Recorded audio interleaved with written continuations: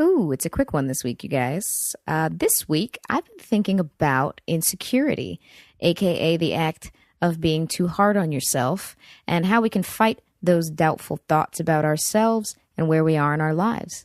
First of all, let's accept that it's going to creep up on us from time to time. We all get insecure.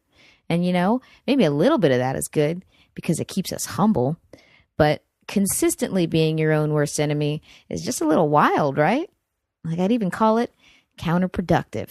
So it's been on my mind, and these are some ways that I'm trying to fend it off when need be.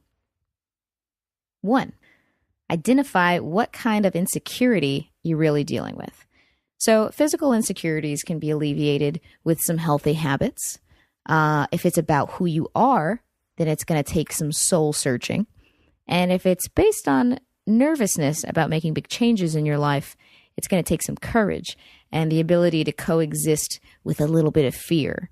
So take a second to just really acknowledge which kind you're dealing with in the moment. 2, try not to take yourself too seriously. Not everything has to be a big deal, and nobody's perfect. This is one that I have to remind myself of often because I have the tendency to overthink, and my personality tries to get all intense on me sometimes. But when you're living in a mindset that's too serious, everything seems so permanent. And that's just not reality. So if we want to make moves and allow ourselves to take some healthy risks, we've got to maintain the ability to let things slide and trust that we can adjust to unexpected circumstances. You've got to be able to say, oh, well, to certain things. Change is just so possible, and damn it if it isn't reliable. I mean, if you invited change to a party with a Facebook invite, like it's not going to hit maybe. Like it's going to confidently reply with going. It's probably going to show up early and it's going to bring a shareable snack. And here's another thing. You know how if you pay attention to your inner monologue, there seems to be 2 different people in there, right? There's one that's you, and then there's like a little critical judge in there that's always trying to make you doubt yourself. Well, give your inner judge a visual and make him look absurd. Maybe it's an actual little judge in robes. Maybe he's got something in his teeth or toilet paper perpetually stuck to the bottom of his shoe that he's destined to never notice. Or maybe it's like a judgmental old woman neighbor type that just never seems to approve of how you take out your garbage. And she's fond of floral shirts. Maybe her hair kind of looks like cauliflower. I don't know. Like take a second to just kind of picture your inner critic. Put it in a weird outfit. Make it look silly because you want to make it easier to take this voice less serious. So many of us let those little critics convince us that we're not worth it. What is it? Love, success, happiness, acceptance. Fill in whatever makes sense to you there. But look how much easier it gets to ignore it now that your little mind critic looks ridiculous. You remember when they used that ridiculous spell in Harry Potter to turn their worst fears into comedic nonsense? It's the same thing, but it's just in your own brain, and we're not magical. So that part sucks, but there's not much we can do about it. 3, make some choices and learn to accept a little discomfort. So when we feel insecure about ourselves and are made to feel wrong by others or by our own thought patterns, we tend to seek a way to numb ourselves, whether it's food, alcohol, drugs, sex, or disappearing into fake worlds. Insert your vice here. It's all for the same reason. We're doing all that to escape the moment when this moment is all that we really have, right? Our past is a memory and our future is conjecture. But we can make choices now that can affect that future. So it's this moment that we have the power to do something to get ourselves closer to the things we really want. So here's where we really have to struggle against the need for instant gratification and the urge to detach and fight those insecurities so that we can take that next small step that will lead us to a greater goal and hopefully greater confidence. So maybe even challenge yourself to resist the path of least resistance sometimes. Like there's a huge danger in becoming too comfortable and just making it through the day. We kind of become thin facades of who we should be. Maybe not always in a noticeable way. but maybe just enough to hold ourselves back. So don't let insecurity about the outcome deter you, and acknowledge that when you're about to step out of that comfort groove, you're going to feel a little panicky. Things might get a little slippery. You're probably going to get real nervous and be tempted to buy a fidget spinner. But you have to lean into that discomfort and keep going with a pragmatic dedication to adapt to whatever new situations present themselves. 4, be aware of who you keep around and whose advice carries weight. Insecurity obviously can be perpetuated by the people around us. We tend to feel pressure to conform to what fits in our social circles, to what work needs us to be, to what others expect us to be. Because guess what? As humans, we desire connection and acceptance. That's a big key word there, am I right? I want to be accepted. You want to avoid being affected by people who try to make you feel small. People that love us or care about us can even be sources of fear because they're full of warnings. They want us to be safe, so they encourage us to stay still.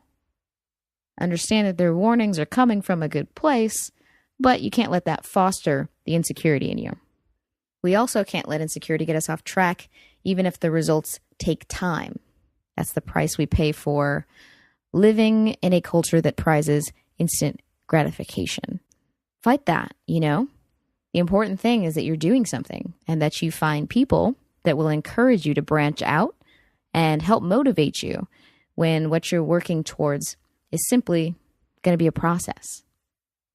Also, sometimes our insecurity is based on the fact that we don't think we'll be accepted as our true selves, and that if we aren't, that it will break us. And that's just not it. It's not it. It won't break you. It's okay when someone doesn't get you. It's okay to be hurt by it, and it's okay to let that go and become a little bit more resilient every time. It'll force you to move on and find the people that should really be a part of your tribe anyway. When we're even just trying to become more aligned with who we really are, I believe that we exude an energy that can even attract those who we don't need to feel insecure around.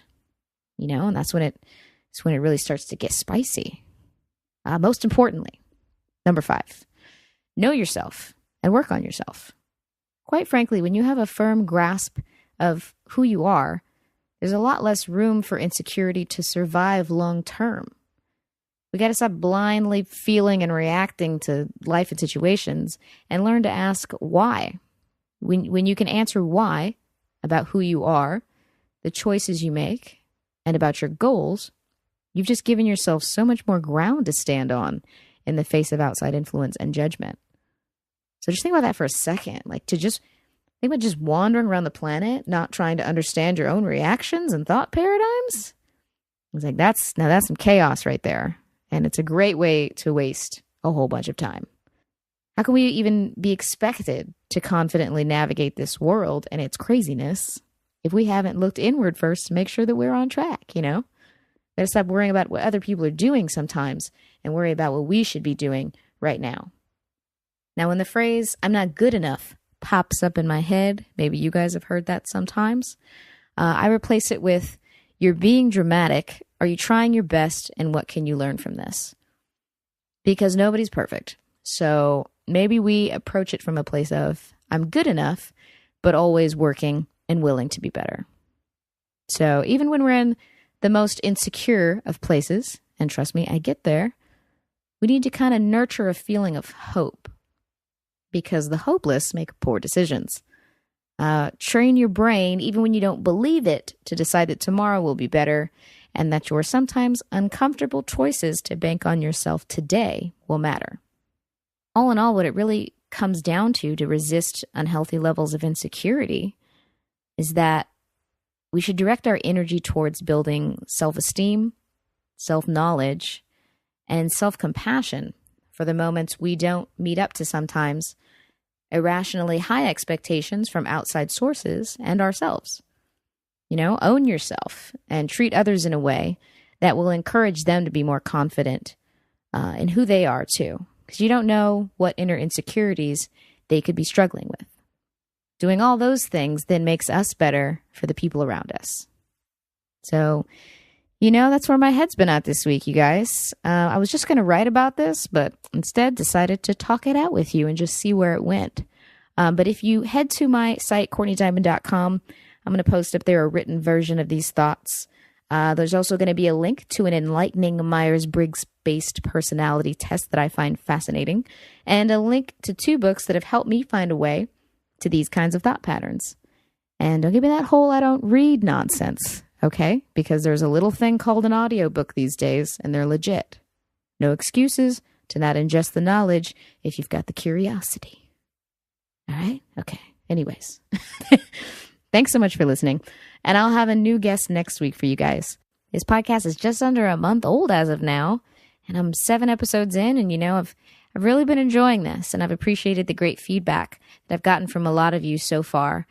So thank you for that. I hope you keep joining me every Tuesday for new conversations. You can find me at Courtney Diamond on the socials. Subscribe and leave a nice rating on iTunes if you can. And maybe share the podcast with somebody this week if you're feeling real nice. I'd appreciate it. Thank you guys so much. Have a great week, everybody, and I'll talk to you soon.